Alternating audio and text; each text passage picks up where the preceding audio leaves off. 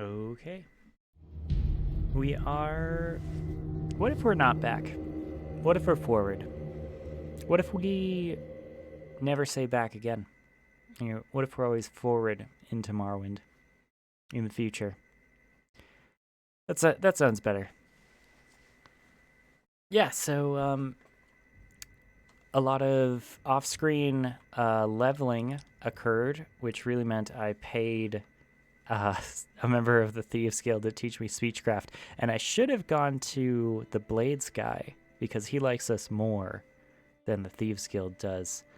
But if you'll see on our level here, we have 10 in intelligence, 10 endurance, and 10 in personality. Yeah, I don't really know why we're just getting a lot of like mercantile levels ups. So personality just became the answer to lots of our problems. We're at that 62 intelligence, 60 on endurance. 55 personality is not terrible. Anything over 50 is good. It's getting up there.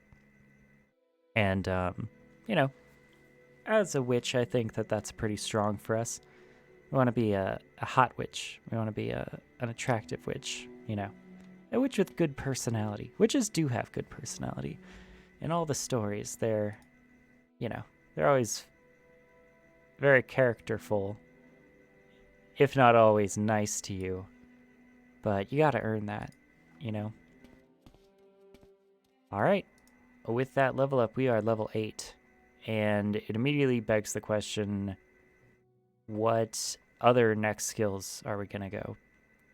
Willpower seems to be prudent for us, and it'll finally let us use a lot of the magic that we've been having out here. It means we're going to have to cut back on intelligence, which is pretty much using all of our special enchanted items here.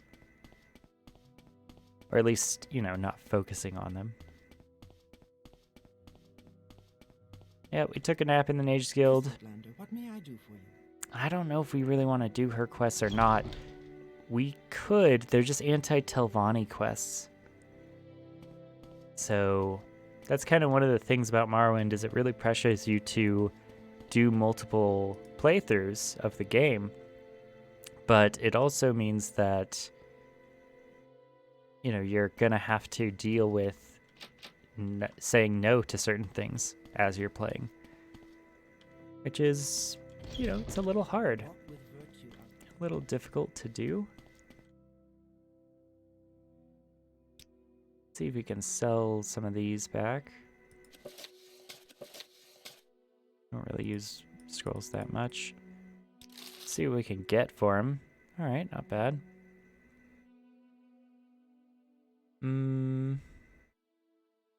Yeah, we spent almost all of our money on education, which is also true in real life. That's perhaps the truest, saddest thing I've said all day. Of course, it's early in the day, so give it time. But yeah, let's see about what quests we actually have to do.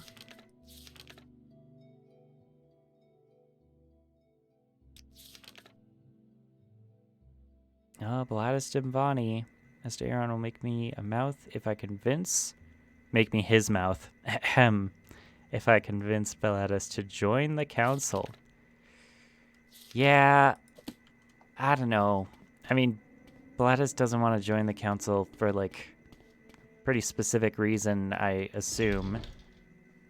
And I don't know, with Dark Elves, our character is a Dark Elf too, so we're not necessarily,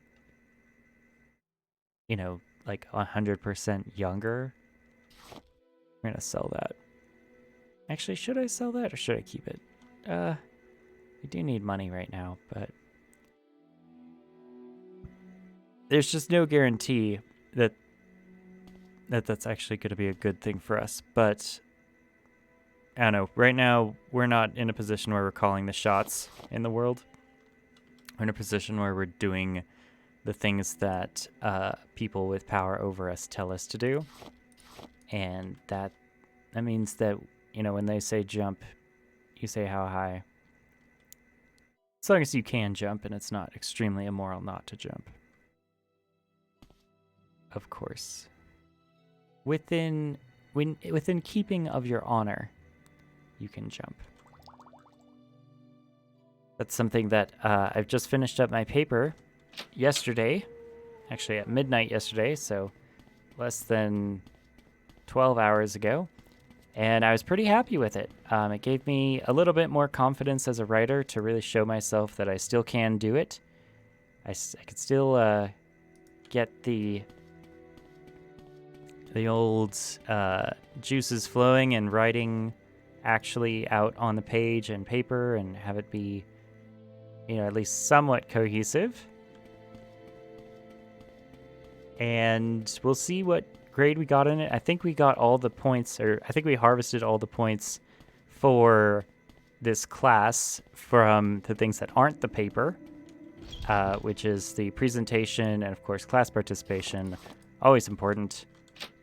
But, yeah, that's like... I don't know. It's like you trade anxiety for what you say for points. And maybe that's what life is. You know, we can't count that out. That life is just a series of doing that. And I certainly have felt that for re-entering the job force in the job market, because no one knows how to do anything before they start doing it, really. And I don't know. It's always kind of a gamble as to whether you're gonna do anything in the first place, and no one wants to look like a fool. So in that way, you kind of sell your pride in order to get some money. Let's take this down to 10 here. Get this merchant to like us a little bit more. And we have a lot of stuff to put back in our house. And I don't want to be carrying all of that around. It's going to cost money to go to our house and back. But yeah, I'm thinking like we're just going to do these mages guilds things really quick. And man, I don't know. I don't know if I want to do this one. Recruit or kill this guy. I mean, I have a thing about clearing off my quest list, but I don't know. We could probably rationalize it for our character. That's like, if you really think about it, if she's telling us to go do this thing, and we don't do it, she's just going to get someone else to do it, and they might kill them. So in order to save this person's life, we might just basically be forced to go out there and recruit him to the Mages Guild. And we could test out our shiny new personality that we have. What do you ask?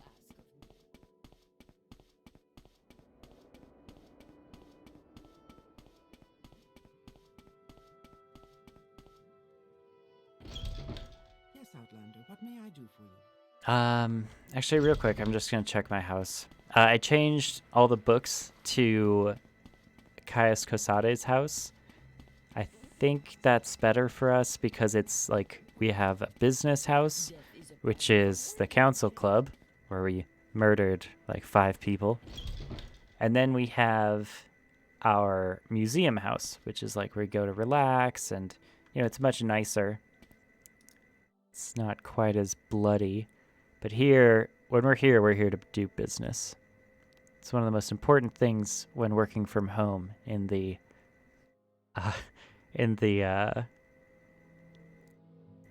pandemic, was separating your personal space from your workspace, so that when you're in your workspace, you have a psychological kind of trick that's like, okay, I'm working now. One of the good videos in college that I found was learning how to learn. And, most people, when they get to the college level, are in danger of having gotten there just because they're naturally ambiently pretty smart and they can just kind of skate by and, not really work too hard at education at any one time in their life. And when they hit college, they actually have to start developing a lot of the skills that are required for doing that stuff. Should we bring our alchemy equipment to Telmora? Or should we leave it in Balmora? I think we should. I think the alchemy stuff... Well... Gosh, that's the big move anyway, isn't it? Oh, this is... I mean, are we going to be able to even do it? Is the issue.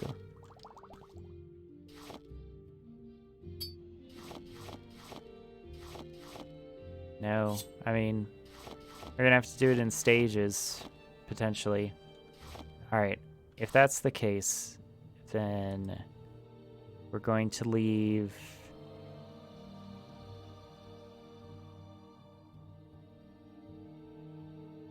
Well, we're not doing intelligence today, so let's leave the alchemy stuff here.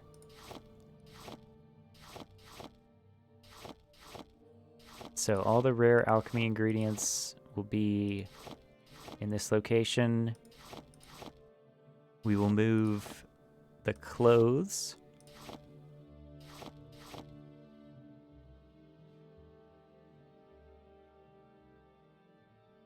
over, and that will be our contribution to this particular thing. I still don't know what the trading card Vivek is. Like, at all. That'll at least have our physical stuff in one location. And from there we can, start moving out of Balmora into a place more befitting of our wizardly ways. A place of magic.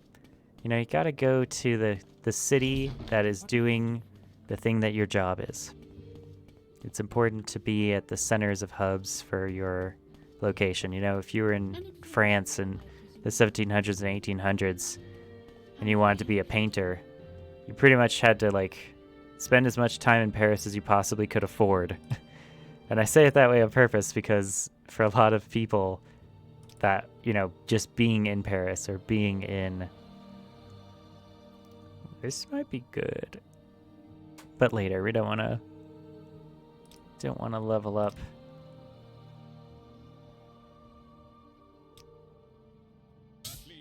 Our conjuration right now. Oh wow, got some stuff.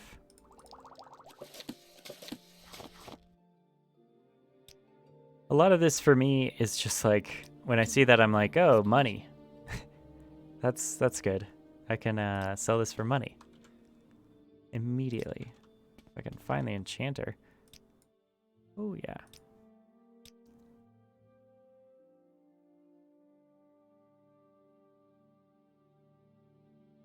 Yeah, I've been thinking about, one of the things that could fix a lot of my problems is just having a ring of healing. And we have that a bit with the Velothian helm, which only weighs 2, to be fair. And, that's cheaper than shoes. That's lighter than shoes are.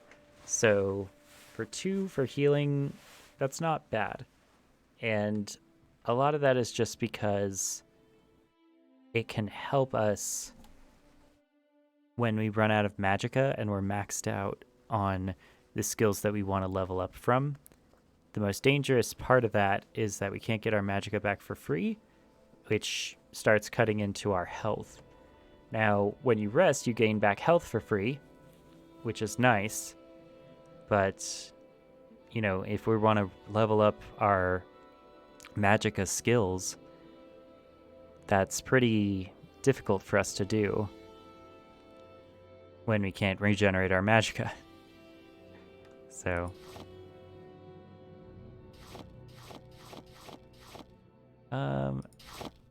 maybe we'll have 2. We'll keep 2.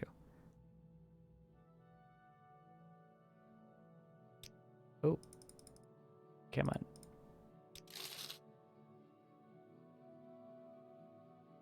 All right, not bad.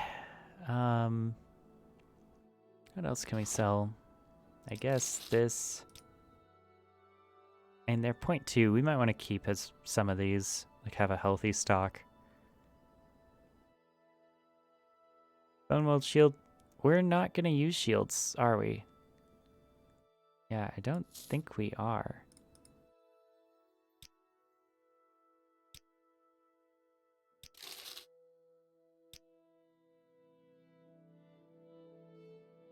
That we definitely might use. Definitely might. Okay. Yeah, let's offload this stuff.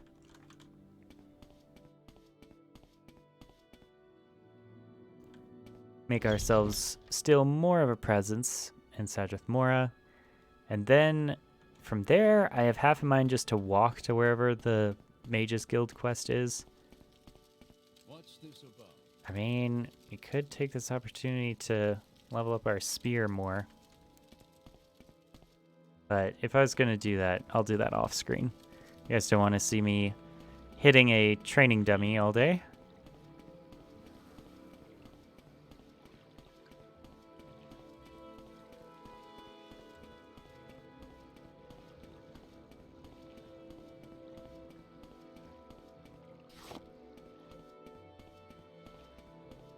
So yeah, let's check where this is. Onway's dues is a guild member in Punavi, has not paid any guild dues in 3 months. Rana steps me to find Mona and collect the dues from her. To get to Punavi, I should go south from Balmora, east past Fort Moonmoth, and cross the bridge northeast, continue east until I reach the lake. The old Dunmer stronghold of Manadras is just south of the lake. Punavi is on the trail that leads northeast from the lake.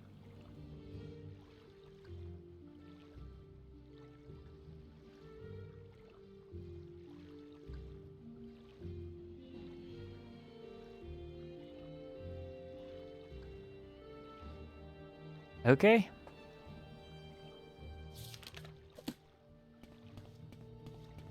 It looks like we're gonna have to walk a while.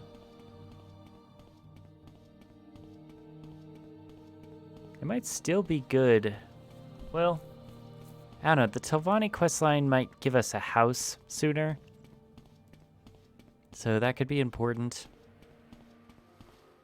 Just to give us some place to put all this stuff.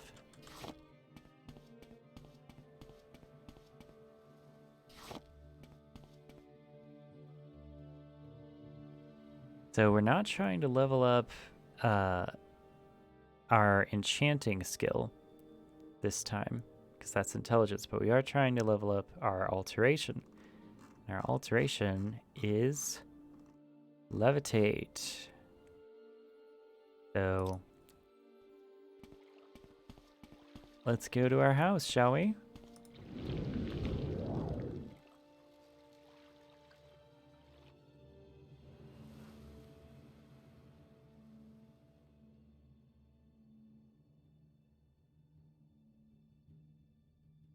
Now we're true, Telvanni. Oh, yes. Okay. This is our giant stack of armor. So we have 2 medium helms, don't we? This is 8. This is 9. Both medium, both the same weight. So this one is worse. And we will be using this one. Oh, wow, look at that. I wish I could change the perspective here.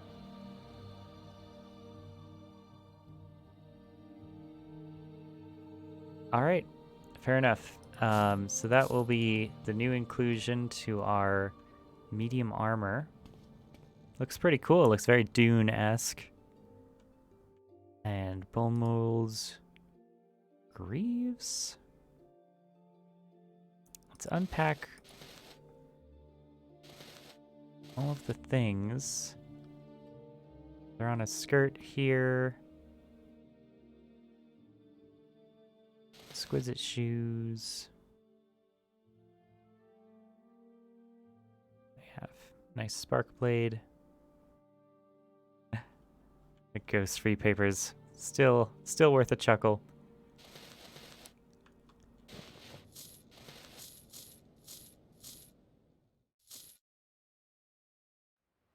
Okay. Maybe let's put an armor spot over here that's a little separate. Okay. So this one we're gonna save to sell.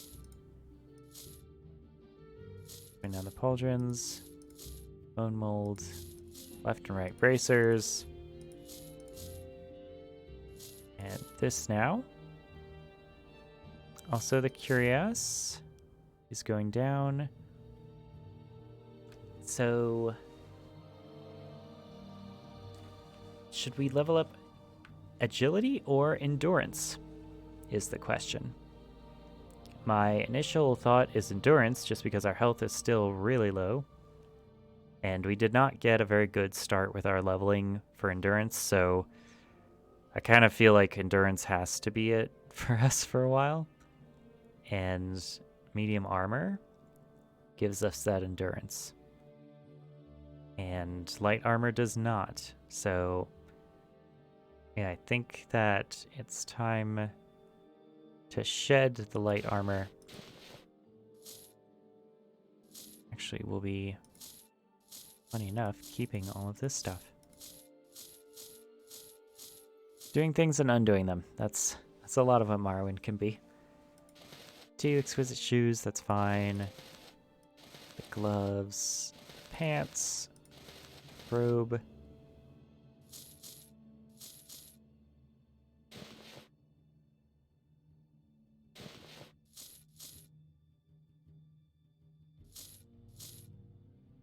The cuirass, the boots, the greaves, and the bracer. Alright, so what does that mean? That means the chitin is going on the floor. We're gonna have to do without Gothorn's cephalopod helm right now. As good as it is, we do not want to be leveling up our enchantment right now. So sorry, buddy. This will keep, I don't know, maybe for health purposes. And maybe we won't right now.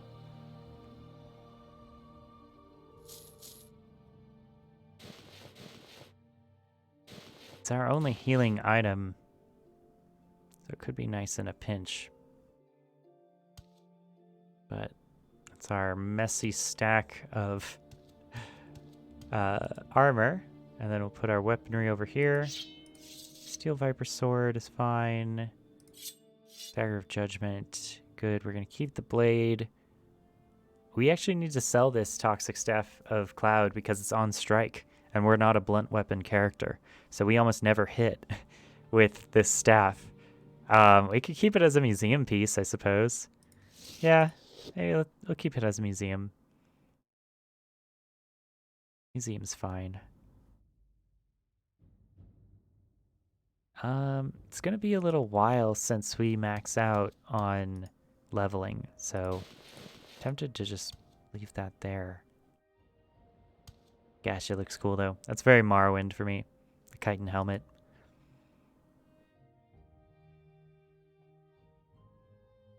Okay. Got some Kirsch fiber. I'm gonna drop that around here. And Thorana's skirt goes over here. Enchanted shoes. I'll offload that. An exquisite ring. I feel like putting it here. Should put it next to the other exquisite stuff, but I don't want it to get lost either. There we go. That's auspicious place. Okay. I keep forgetting I have the Ring of Exhaustion. Should be using that a bit, at least partly. It's not super useful for us, but its weighs only 0.1, so might as well have it around. Yeah, let's see.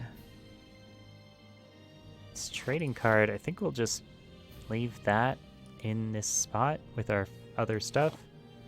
Coins. Put the coins with the curiosities over here. A curio. This is my cabinet of curiosities.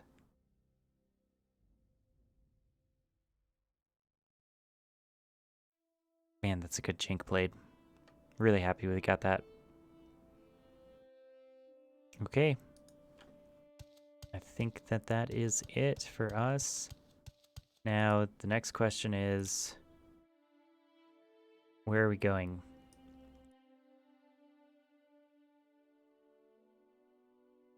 We're going here.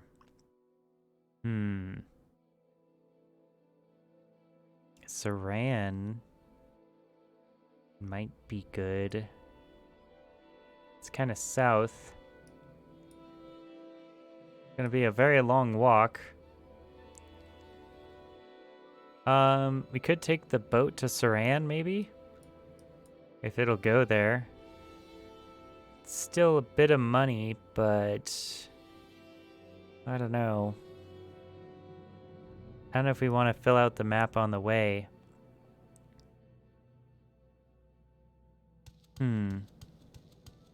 It's a difficult choice. My first order of business is selling this helmet, though. Oh, I forgot. Oh. Levitate. We are wizards, Harry. Harry Potter. Mr. Potter.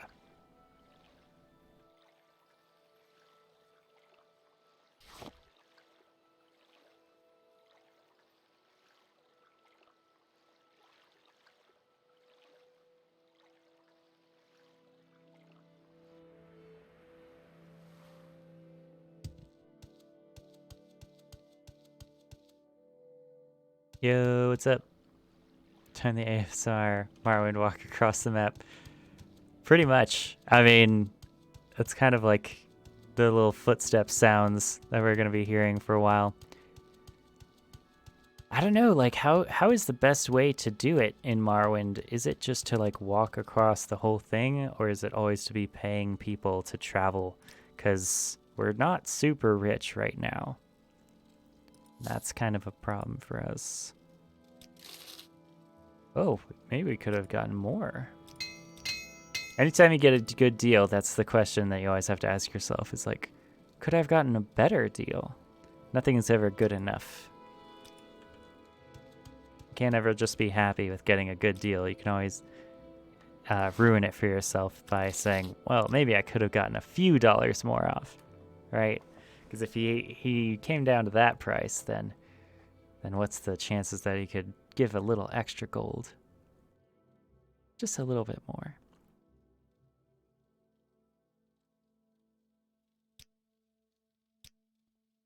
All right. Yeah, it's kind of in the middle.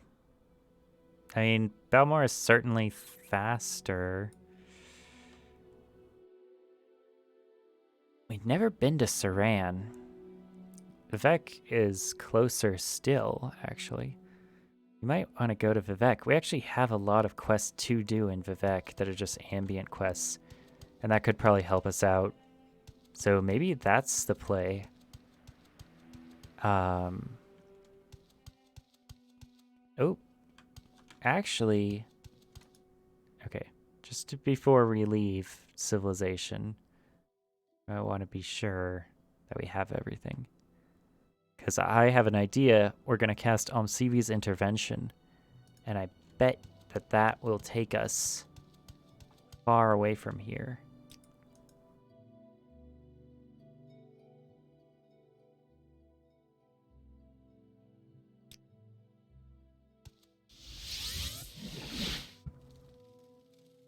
Oh. Wow. Oh, wow. Okay. So it... All right. Well, it warps us this far. That's closer. I thought it was going to take us down here to Molag Mar. Maybe we weren't close enough. All right. Not bad. I mean, I guess while we're at the church, let's get some blessings. You know, it never hurts. Sleep in the bed. Oh, no weakness or fault. Yeah, same to you. I can go ahead and own no weakness or fault.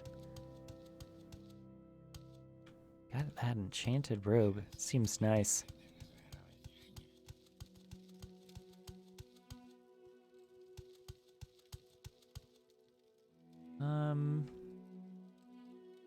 We have quite a bit of Restore Magicka, which is important, and I do like that. This person likes us okay. How about we sell them things we don't need?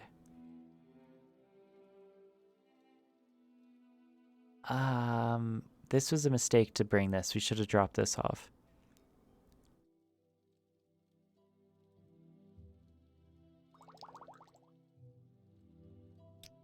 Wow.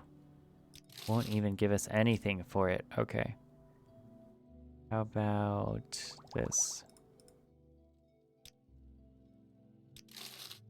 Okay. We got a little bit extra. We're carrying around a little extra potion weight. But that's okay.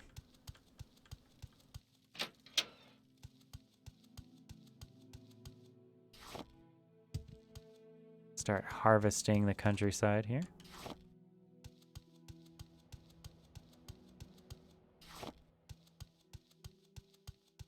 So yeah, it's weird to be done with a class, you know? Like, it's weird to have, like, all that stress and pressure, like, right up to the very, very end, and then you turn in the final paper, and then there's nothing. And it's just, like, an empty feeling, where you're like, oh, like, I did it. There's a feeling of relief, but then also there's feelings where it's like, okay, well, now no one cares about what I'm doing anymore. It's kind of like one of the feelings I had right after I graduated college, which was like, I don't know, kind of a maladjustment where I'm like, okay, well, now what do I do? And they're like, well, figure it out. You know, that's what you have to figure out. Everyone has to figure out what to do independently in their life. And I'm like, huh.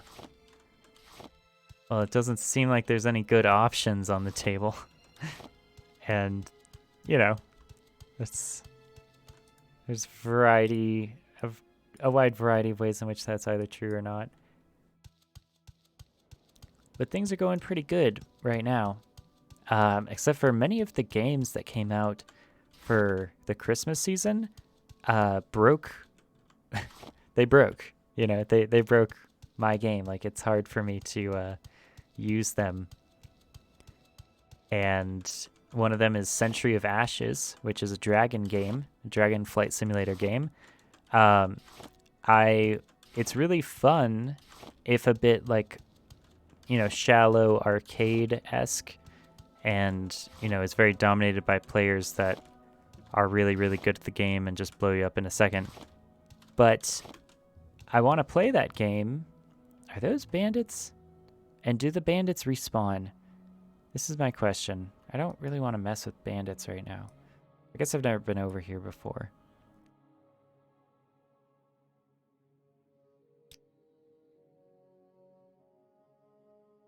Okay. South. And yeah, it just doesn't work on my computer. Like, I play the game and go through the stuff, and then at the very, very end, it doesn't give me any of the rewards for what I did. So it's very hard to you know, keep up your spirits and your hope in playing the game when that's happening to you. It's just really rough. This Cliff Racer, is it really not going to attack me? Are we the luckiest person in the world? Potentially. You know, there's a non-zero chance that you might be the luckiest person in the world. It's not very likely, but it's possible. We have not been over here, have we? Yeah, let's go put this on our map at least.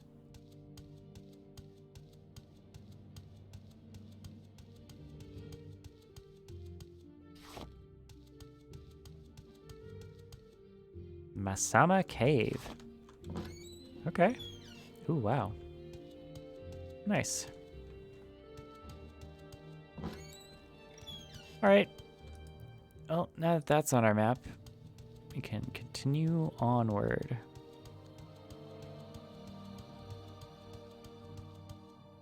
Mount Ashanibi. Asarnibi. Asarnibibi. I think it is Asarnibibi. That's great. That's so cute. Okay. Alright, we're going into the volcano place now. The Ashlands. The Foyadas. Foyadas? Maybe Foyadas.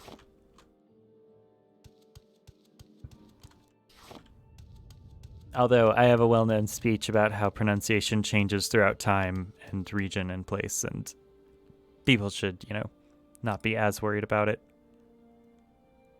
Personally, I like pronunciations that help people spell things. That's what's always helped me the most. Oh, here comes the cliff racer, I think. Are they even messing with this? Or is it glitched out?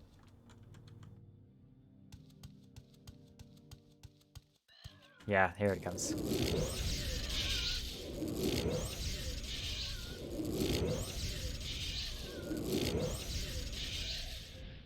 Okay. Well, there you go, Cliff Racer. Good luck.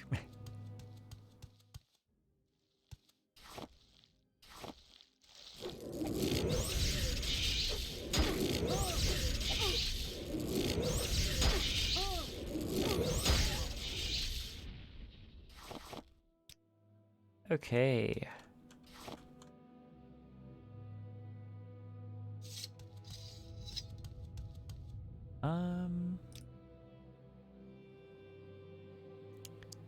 Let's see. This is 4 for 12.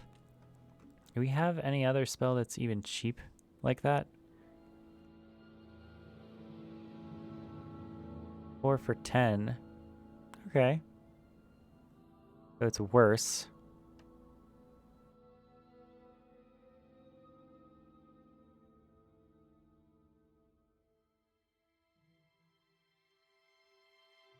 And that's a first barrier. An eye maze. Turn undead. Poison touch is 10. Not bad.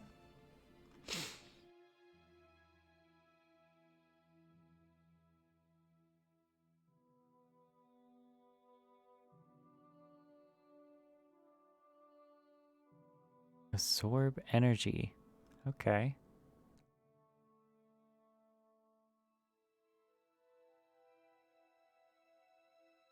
Interesting that absorb is in the mysticism school.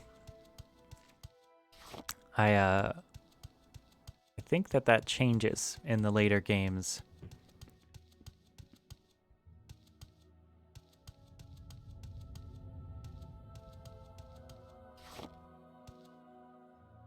Okay. Gamorthian Ancestral Tomb. There's so many ancestral tombs around. Oh, hi. What's up, skeleton?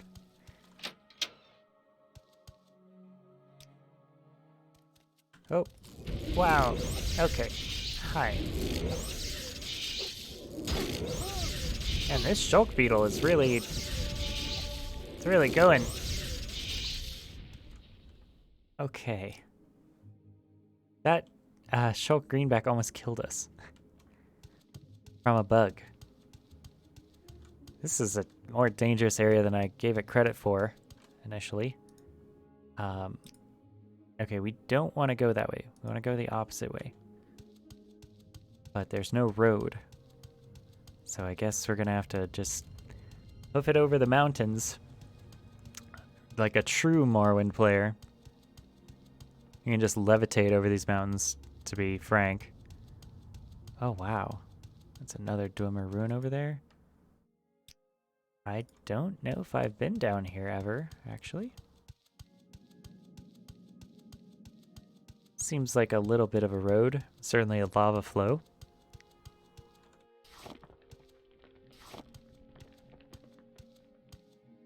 Gosh, these ambient rock noises sure are scary. They're giving me the creeps.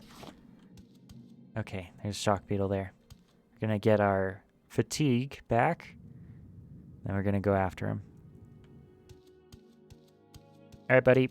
Let's do it. Let's dance. Oh, he resisted the magic. Christ. Oh, these guys are almost killing us like every time. Wow. And his leg just fell off. Shock resin. Okay. Not terrible. We certainly need to recover from that encounter. Yeah, I mean, it is somewhat more lucrative to walk, because instead of losing money, you get money. From foraging and fighting the beasts, getting the shock resin.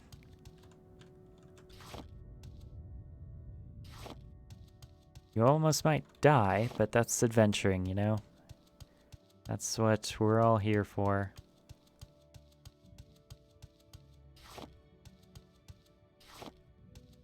It is interesting to play this game by literally using the roads. When I was a kid and I played Morrowind, I didn't use any roads at all. I think I just like made a straight line between where I was and where I wanted to go, and that was it for me. But when you use the roads, the designers put mines and quests and tombs alongside the roads, partly because that is where the real people in this world would do that. I wonder if anytime there's red in this mine, if it's blight. I just kind of want to test that theory right now. Let's go in here and see if this is... Yeah, there's something weird about the eggs. Yeah, they're blighted Kwama eggs.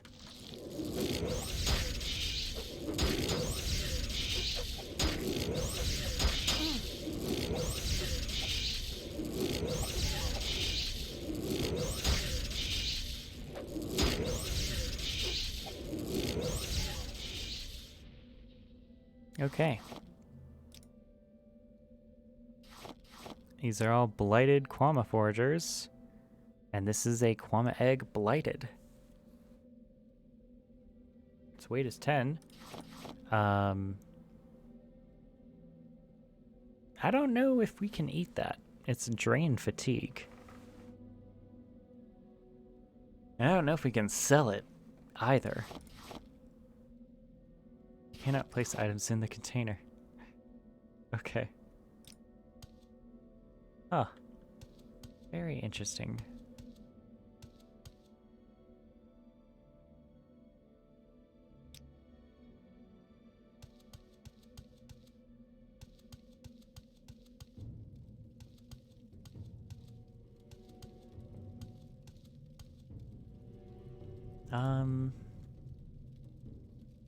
I wonder if we could cure the blight disease from these people.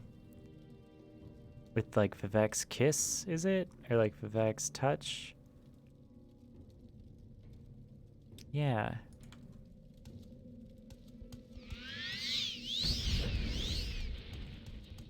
Oh, it still wants to kill us.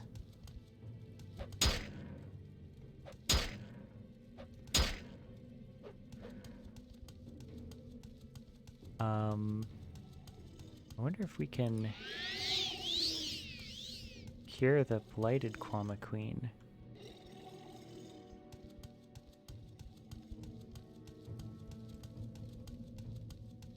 Interesting.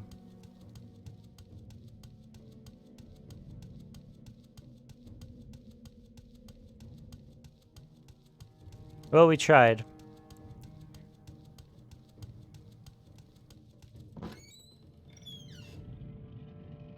Oh, God. Alright. We are leveling up willpower, so we can heal ourselves.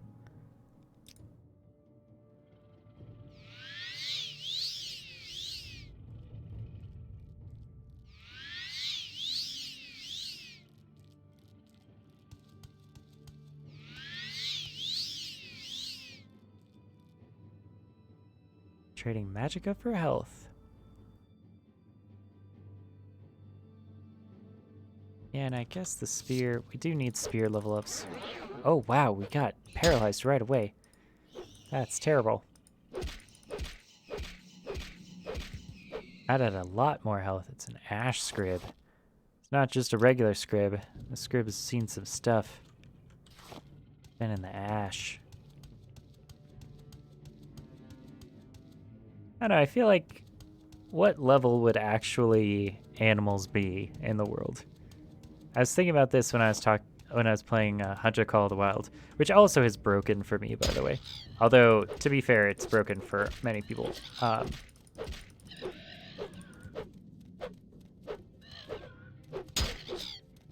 Many people from the new update have experienced crashing for not Breath of the Wild, Call of the Wild. And this is the first time that the game has ever really done that to me. And it's very frustrating because I love that game and I want to play it, I want to stream it, and be like a good content creator for it, but it just will not run on my system very reliably. It just breaks often.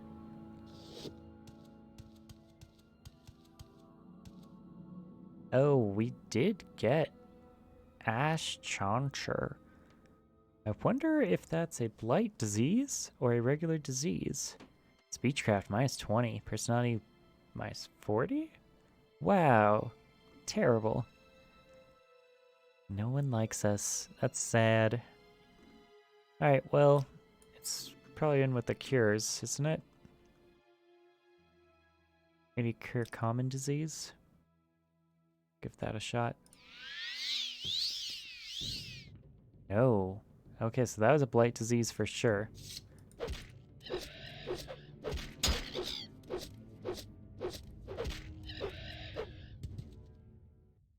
Okie doke. Yeah. Cure blight disease probably is the play here.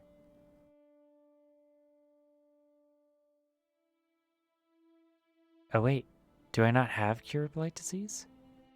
No. What?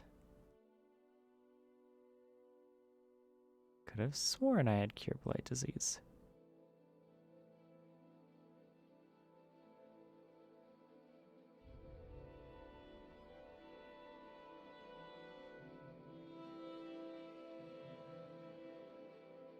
I could cure other people's blight, but not myself. Wow, that's rough. I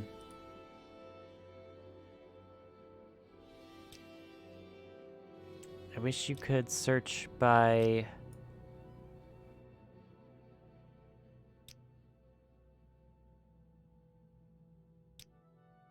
Wasn't there a way to search the spell list? Thought there was.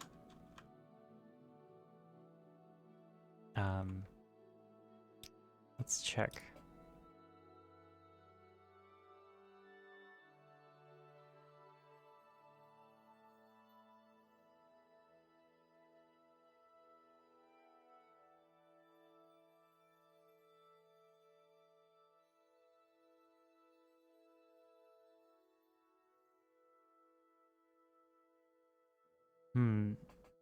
Could have sworn there was a way to...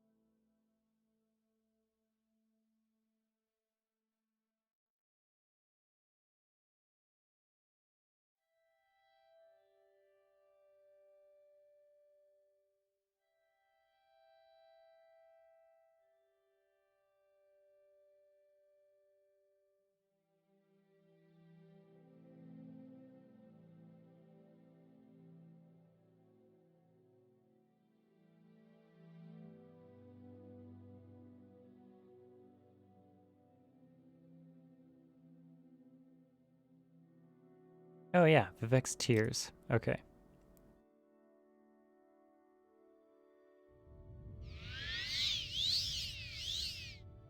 There you go. I did have blight disease, yeah.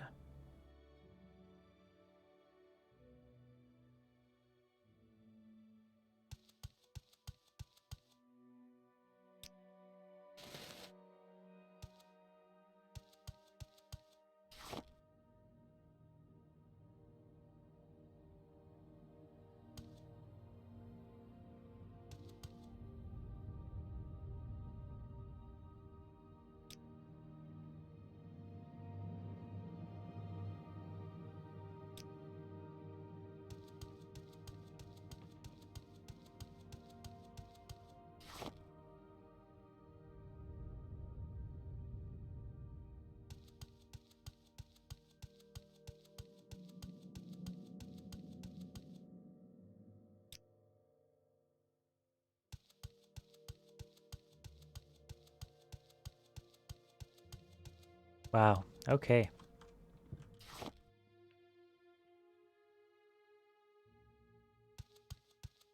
Wandering the Morrowind Wasteland. It feels like a very big game still. I know that the map isn't that big compared to the others. Like it's the smallest map, I think, certainly compared to Daggerfall, and I believe it's the smallest map in the Morrowind series. But it still feels plenty big when you're out there, and it's so dense with stuff that I think it's a really good like pacing for average video game player. I really like it. All right, so this is a Dwemer ruin. There's a shulk there. I'm gonna try to attack it.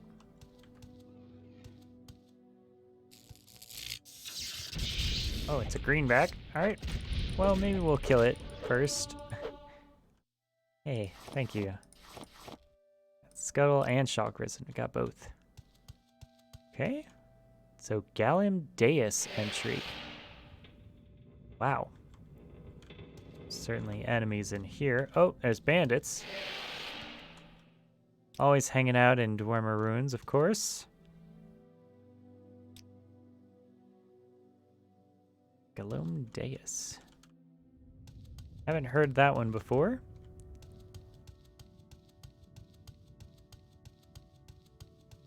It certainly doesn't mean it won't come up, and we won't be glad to have it on our map.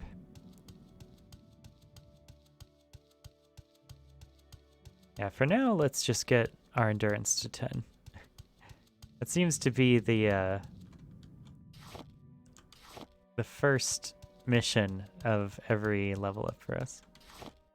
In a way, we've kind of... The Serrano Ancestral Tomb. Could have sworn there was a Serrano Ancestral Tomb before. That's a bandit, I guess? Yeah. He's casting poison.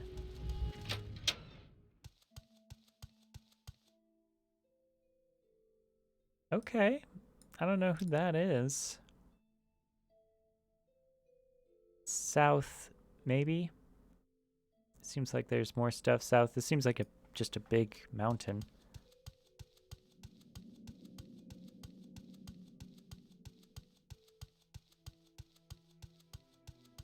So yeah.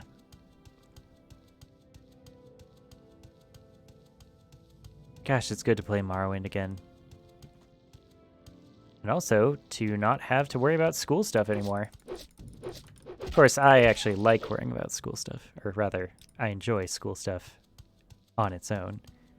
But it certainly is stressful to have those projects coming up on you and having to worry about completing them to the best of your ability. That's a lot of cliff racers, isn't it? Yeah, okay. I remember now why I don't always run over all the mountains. Because that's what the cliff racers are there for. It's there to keep people off of the ridges.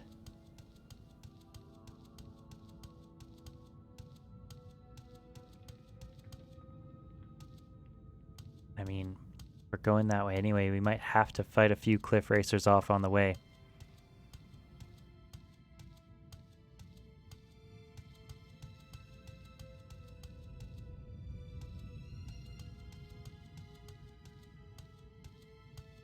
Gosh. The Dwemer were cool.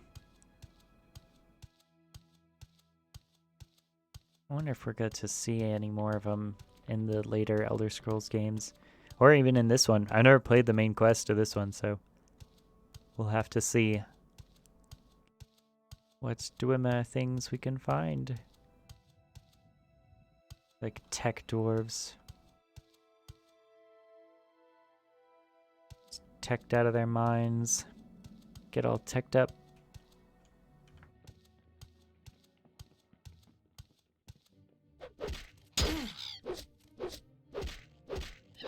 Okay. It's a diseased cliff racer. Of course it is.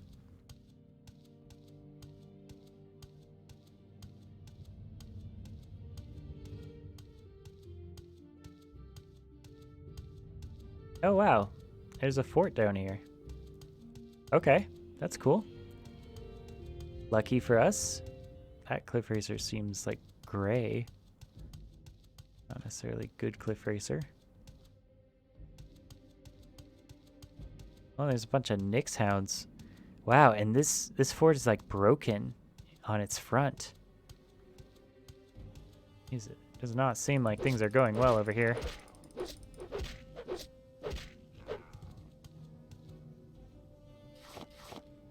I do like that the Nyx hounds call or audio feedback is some guy saying like howl. How? Oh shoot! It's a necromancer place. That's not a fort at all. This is like This is like a death fort. Okay, well here's a skeleton here. We do need to level up our stuff, so I suppose we're gonna have to. Let's try Soul Trap on it. Oh, we forgot to drop off our soul gems. That was a huge mistake for us. Not huge, but it's still annoying. Alright, Soul Trap S.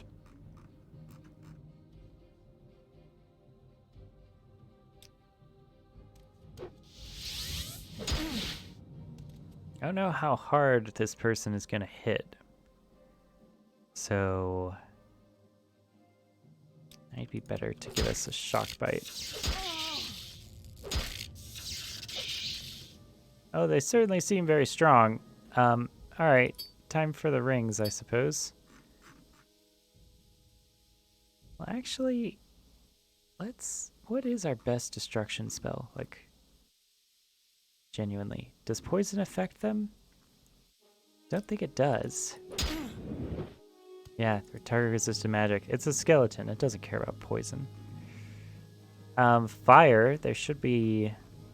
Like, they're undead. Sometimes undead are weak to fire.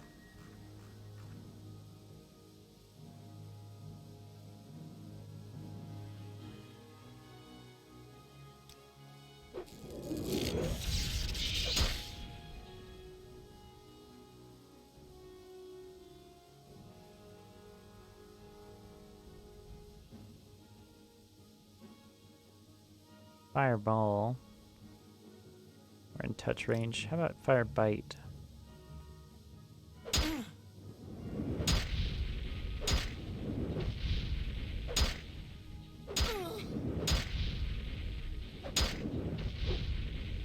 Okay.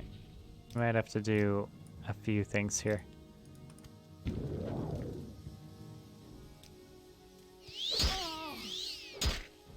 Oh god. Alright, maybe we're gonna have to save. we might not make it. It's been a long time since I saved. Jesus Christ.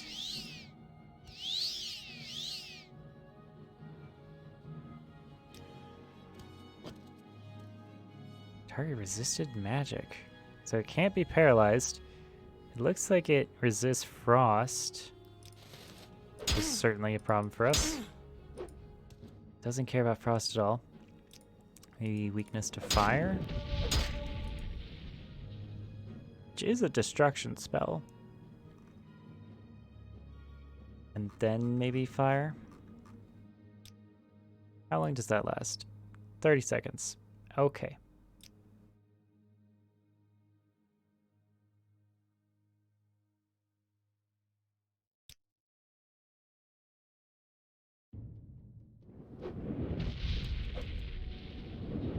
There we go. That seems to be working a lot better. Okay. Imperial Skeleton Guard. Interesting. And it's in the Common Soul Gem. Imperial Dagger, Steel Pauldron, Big Tower Shield, and a Bone Meal. Well, that almost killed us. We are saying that a lot today. There might be lots of things that almost kill us in this area. Very dangerous area for us. Aran Ancestral Tomb. Okay.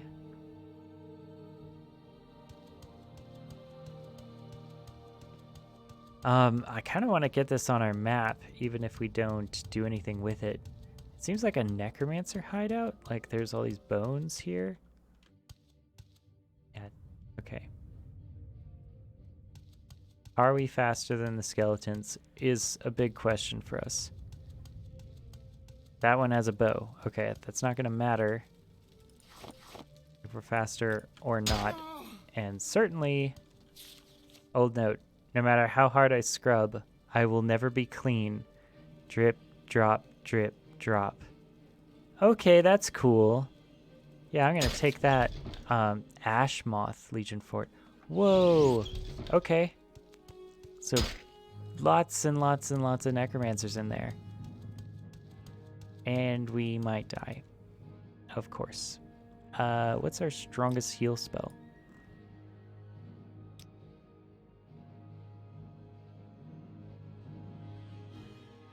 Store stealth strong. Seems good.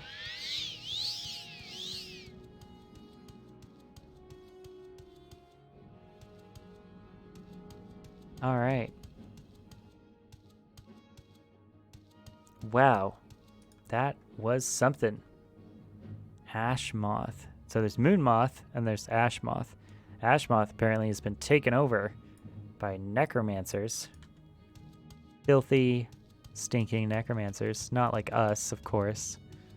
Who also necromancers. But we're the good kind, you know. You always have to remember that about yourself. It's like you're just the good version of whatever thing you are. Oh god. No, the cliff racer. This one's like gray too. It's like ashed out. And it's blighted. Okay, maybe that's why.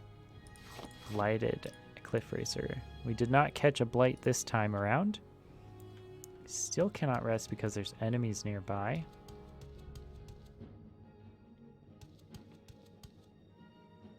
Well, I guess we're gonna have to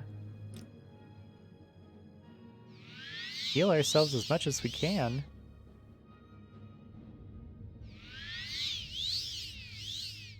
So, whenever you're healing yourself, I use the weakest possible heal that we have, partly to be more efficient, but also partly to level up our restoration skill so that we can cast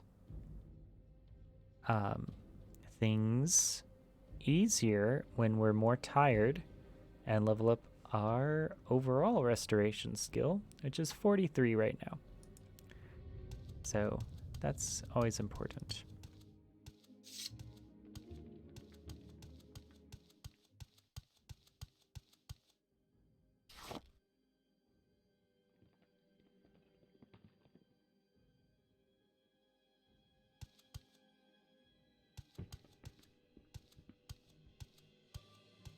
Yeah, this is also why it's kind of important just to have a physical background or physical thing to fall back on, because whenever your magic runs out, you need to be able to do something. And we didn't take that plume.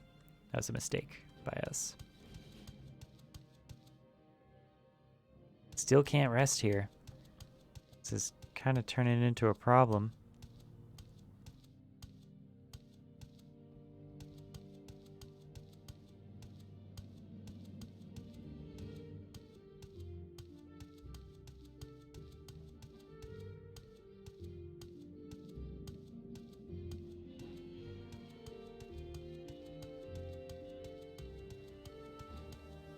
Alright, Vivek, Peligrad, Balmora on this side, Mount Asanabi, Mount Cained, and Moligmar to the south.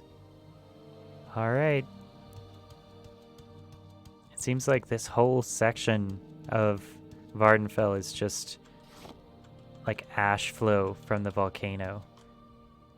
Like, whenever that volcano erupts, just ash and volcanic material come all over this region.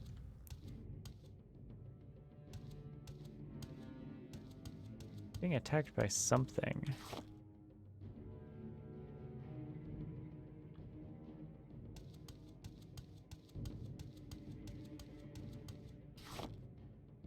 Tramashrub. Welcome to the Tramashrub. Oh, wow, it's a cliff racer. Of course it is. God damn cliff racers. Okay. I literally forgot how terrifying they were. Like, I was a fool to ever think that I could make it. Thank you, healing. Finally. Okay. Jesus. Alright, yeah, let's go ahead and, I don't know, maybe we'll shock this shook. Maybe cold damage will do well with it, you know?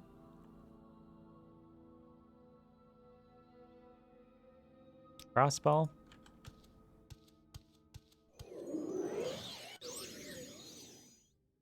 Okay. Didn't do terrible much, but that's okay. Freezing touch. All the freezing touches that we have. Freezing touch does 10.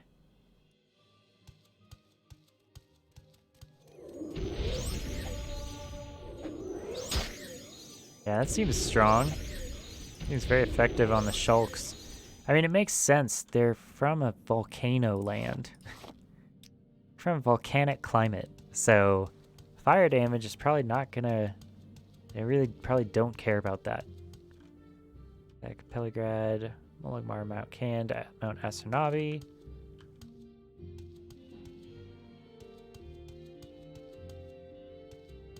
Yeah, I mean, if we really get into destruction magic, we got to start selecting our element for our target, which is the whole interesting part about this magic system. Is like destruction magic can get really strong.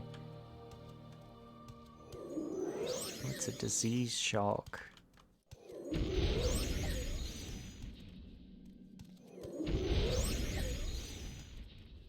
Is this shulk casting magic on me?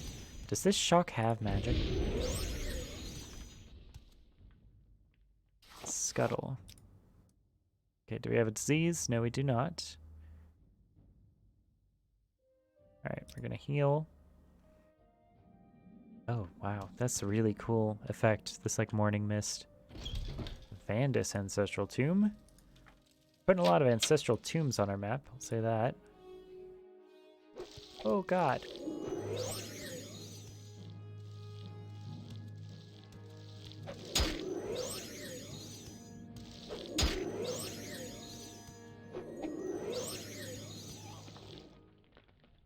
Blighted Quama Forager. God, there's a lot of blight out here. Hashtag 2020 and 2021.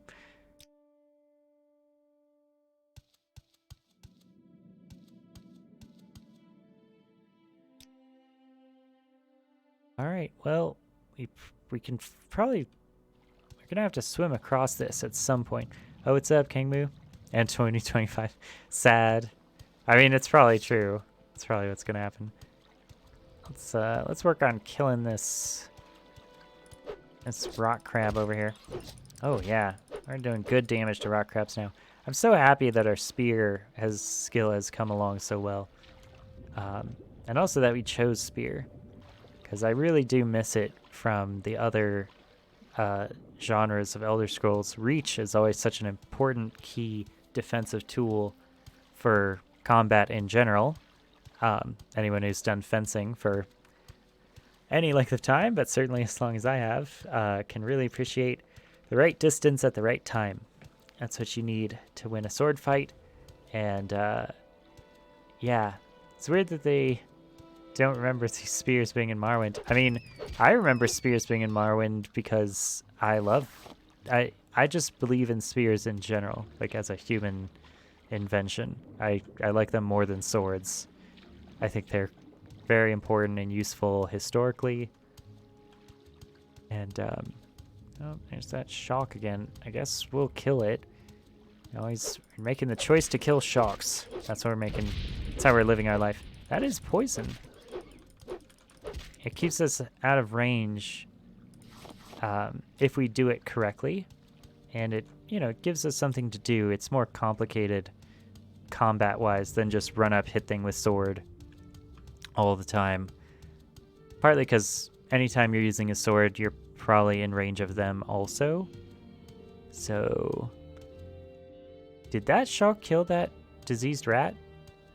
Is this rat dead? It's a dead rat. You cannot remove this corpse. Interesting. I wonder if there's a quest associated with that. Yeah, like at the very end of our range. Yeah, it can't get us. Oh, a shock blue back. Oh, interesting. I've not seen a blue back before. Weird that there's just like a dead rat over here. I mean, it's infinite storage on the body. And of course there's cliff racers. To be fair, we are going around the back of a giant monument thing, so.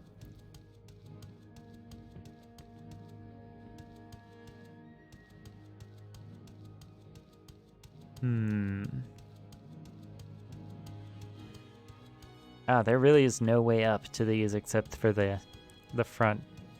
I guess it is a fortress, isn't it?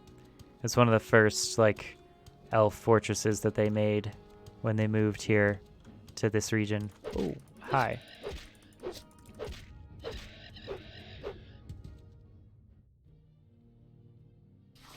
It's like medieval combat used swords for close range and arrows for long range, sword for eliminating spear use.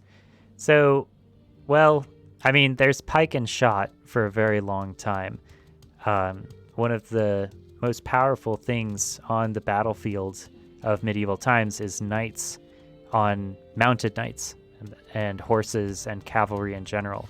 And one of the best ways to deal with horses and cavalry, even up to the 1700s, you know, the early 1700s, I should say, is a spear. Because if you have a bunch of people in a giant box formation of spears, horses don't like running at that. And if you have, you know, any... Alright, are these friendly? Is this good? This is Margus, right? Okay. So if you have any range mixed in with that block of spears, you can do a lot of damage to cavalry and other people. And that's kind of a good thing.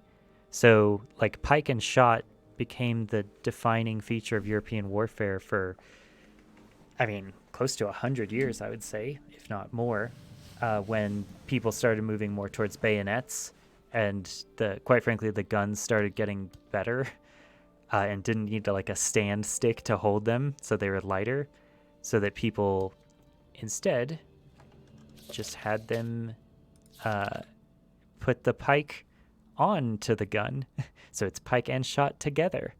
And whenever you got attacked by horses, you just fixed bayonets and had a big pokey thicket of bayonets poking out at your cavalry.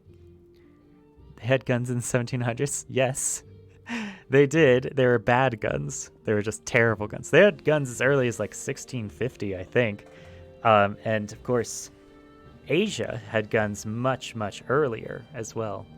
Let me actually check this out.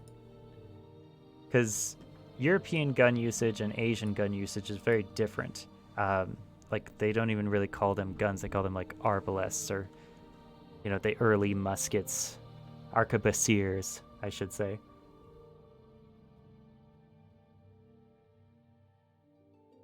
Yeah, the first gun use is, like, technically 1364. The first recorded use of a firearm.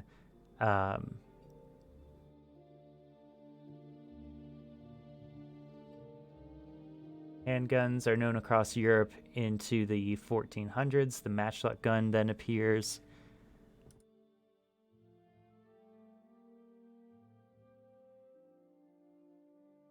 Yeah, the first devices that are described as guns appear in China around 1000 CE.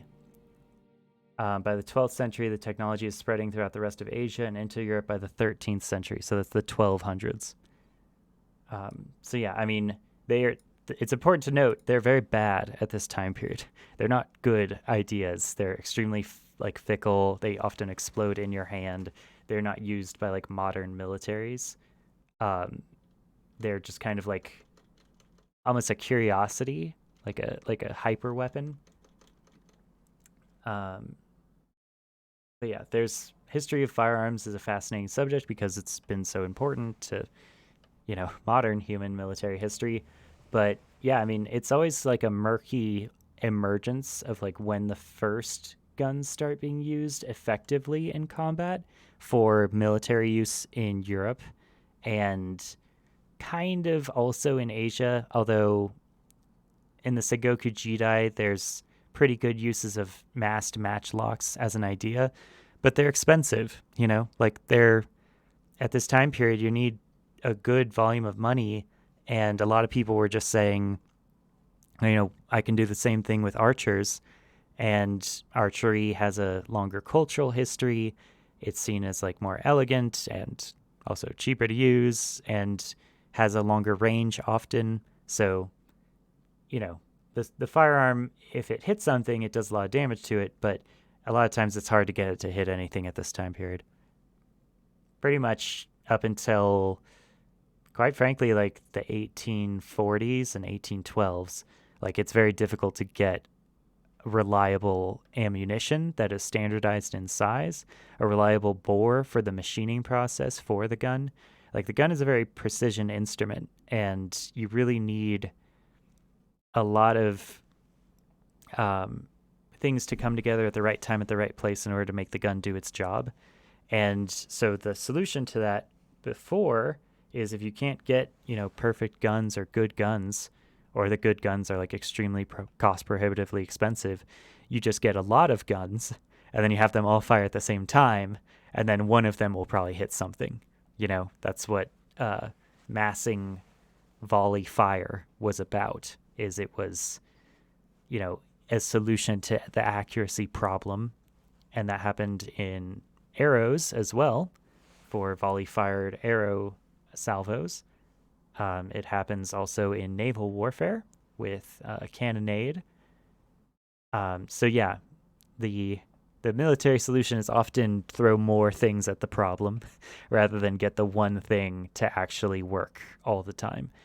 And, you know, that's also just true that in combat you miss. You know, people are stressed out. It's hard to hit stuff. Yeah. So China started using guns commonly in the 12th and 13th century. Evidence of the first bronze handheld gun dates from the early Yuan dynasty, but metal barrels are used as early as the Tang dynasty for fire lances that propelled gunpowder bombs that are intended to burn targets. So yeah, I mean, they have like artillery, just like in Mulan. They have gunpowder. China got that right away. Technology. They went early in the tech sphere, way before other people were doing it. And that's why they wanted to be so isolationist, too, to keep their secrets from the rest of the world, to preserve their edge.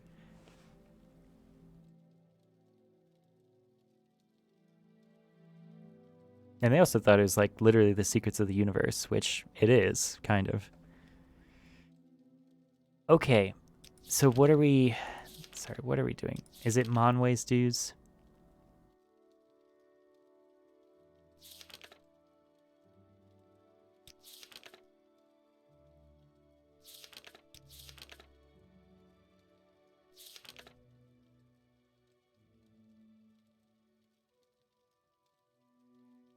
Actually, we might be in the wrong place.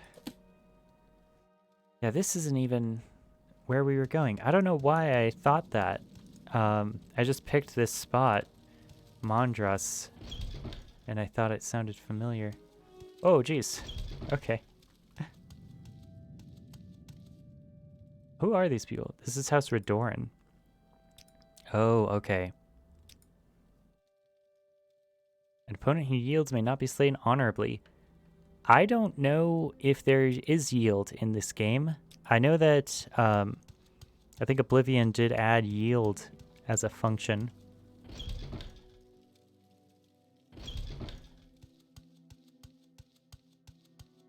Didn't know House Redoran was out here.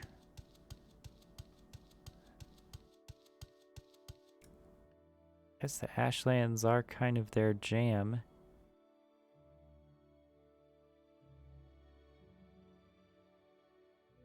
Okay, well, now I am truly lost. Okay, we're gonna end on that note, and hopefully try to get some bearings on where we actually need to go for this quest. We did a lot of exploring, though, and we leveled up some destruction, so that's key. But, yep, I'm gonna cut the video here.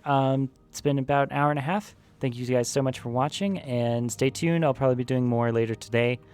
And because I'm finally done with school, I finally turned in my paper. It was a good history paper on African-American officers in the Civil War, of which there were 108, and most people think that there were none. So, American history still has a lot of work to do on it. So, that's the project that we'll be working on. All right, peace, guys. Thank you so much for the support, and I will see you guys later.